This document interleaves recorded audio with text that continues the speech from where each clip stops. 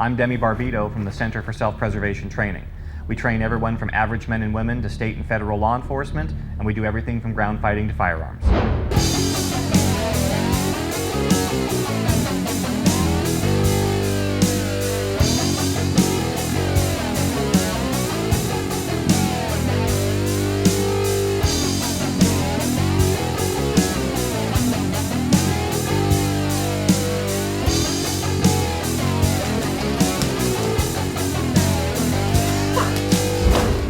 When it comes to self-preservation training, we're not really talking about fights. We shouldn't be in fights per se. It's a sad commentary that people in their 20s, 30s, and 40s still go out to bars or go out in public and still try to start fights. Okay, it takes a pretty sad person to do that, and if you beat them down, you're only going to make them sadder, so we should try to forgive people's immaturity and nonsense, but in the big picture, clearly you cannot allow anyone to hurt you or an innocent person, and you do have to move against someone trying to do so. And I'm going to step behind myself and turn. And I have to then I clinch and I bump. I put the right. It's the same thing, but when you start throwing combinations, you do got to tighten that because you got to launch mechanics no matter what you're doing. If I have a rifle and I take the butt of the rifle and I come around that way, or if I'm sitting here and I grab the neck and I have to bring mechanics.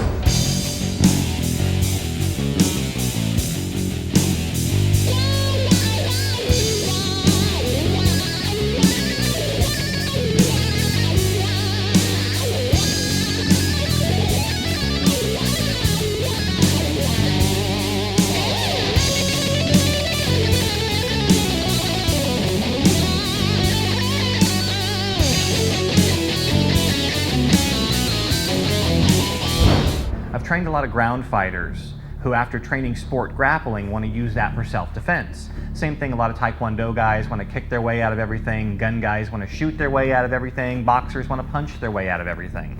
The goal is to get all these guys to talk and borrow from each other's approach.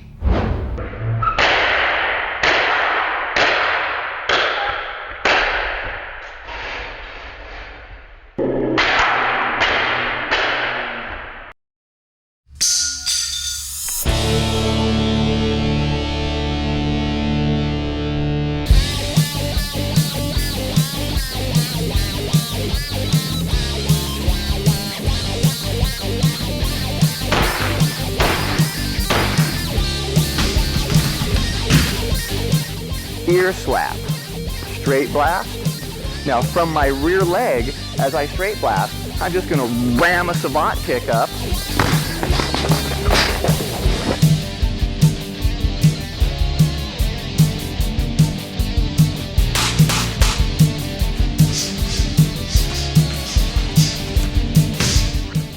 Drop the weapon!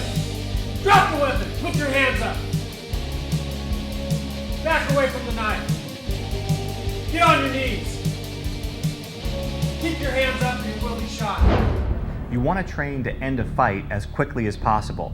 Fights or assaults are poisonous environments, and the longer you're exposed, the greater potential there is for damage. This would be exactly what we'd like to accomplish. Hit, close, and finish.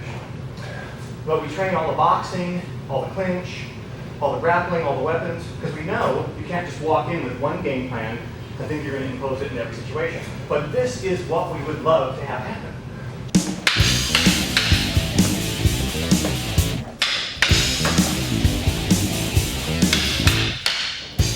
His 50% is way harder than my 50%. And you're fighting with that.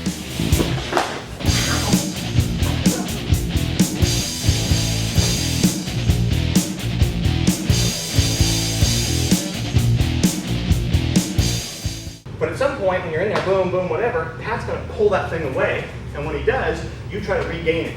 Now, if I grab it and I elbow and he pulls it away, and it's too far, I might need to hit and then blast my way in again. I'm in this position, I might be trying, I get her in the back position right here, and I want to circle back around to her head. She can't even see this one coming, okay? So work from that back side.